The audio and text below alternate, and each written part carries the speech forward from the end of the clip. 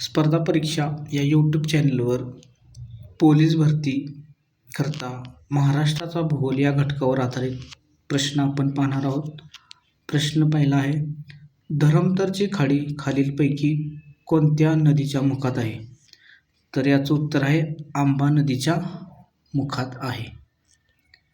नंतरचा प्रश्न, महाराष्ट्राची किनारपट्टी डॅश डॅश म्हणून ओळखली जाते. तर महाराष्ट्राची किनारपट्टी ही कोकण किनारपट्टी म्हणून ओळखली जाते. नंतरचा प्रश्न, विदर्भाच्या डॅश डॅश भागात आणि कोकणाच्या डॅश डॅश भागात मोठ्या प्रमाणावर खनिज साठा आहेत.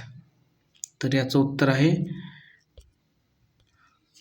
ऑप्शन 1 पूर्व. विदर्भाच्या पूर्व आणि कोकणच्या दक्षिण भागात मोठ्या प्रमाणावर खनिज संपत्ती आहे.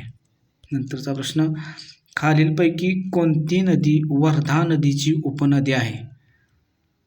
तर याचं उत्तर आहे निरगुडा. निरगुडा ही नदी वर्धा नदीची उपनदी आहे.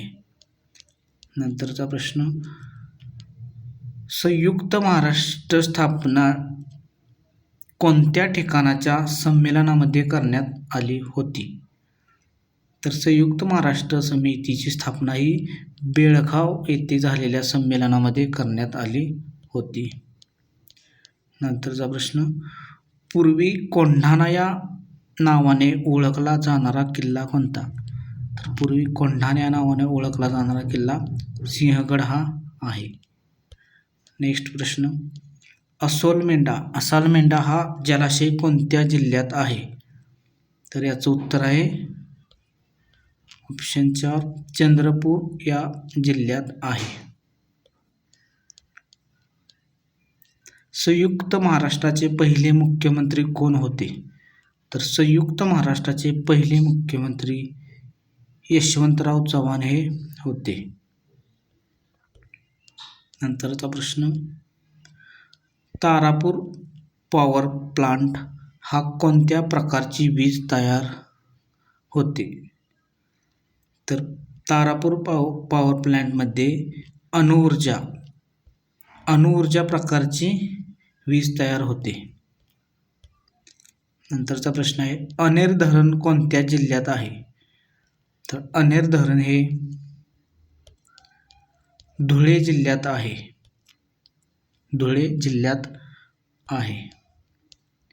नंतरचा प्रश्न, आदिवासी जीवनामध्ये आंबील हे डॅश डॅश आहे. तर आदिवासी जीवनामध्ये आंबील हे एक पेय आहे. हा प्रश्न आलेला आहे पोलीस भरती करता. नंतरचा प्रश्न आहे, महाराष्ट्रातील पहिले कॅशलेस गाव कोणते?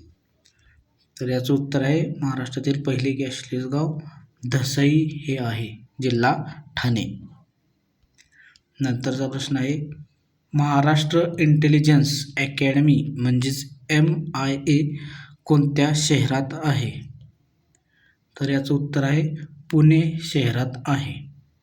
MIA Maharashtra intelligence academy. नंतरचा प्रश्न आहे, जैवतंत्रज्ञान विद्यापीठ कोणत्या ठिकाणी आहे?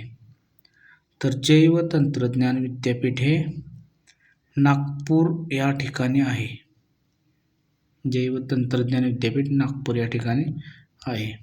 नंतरचा प्रश्न, क्षेत्रफळाचा विचार करता भारताचा जगात कितवा क्रमांक लागतो? तर क्षेत्रफळाचा विचार करता भारताचा जगात 7वा क्रमांक लागतो. नंतरचा प्रश्न आहे, अंदमान निकोबार बेटांचा समूह कोणत्या समुद्रात आहे? तर या प्रश्नाचं उत्तर आपण कमेंट बॉक्समध्ये कमेंट करायचं आहे.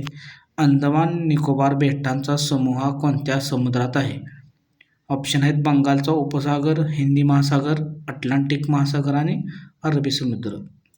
तर या प्रश्नाचं उत्तर आपण कमेंट बॉक्समध्ये कमेंट करायचं आहे. धन्यवाद.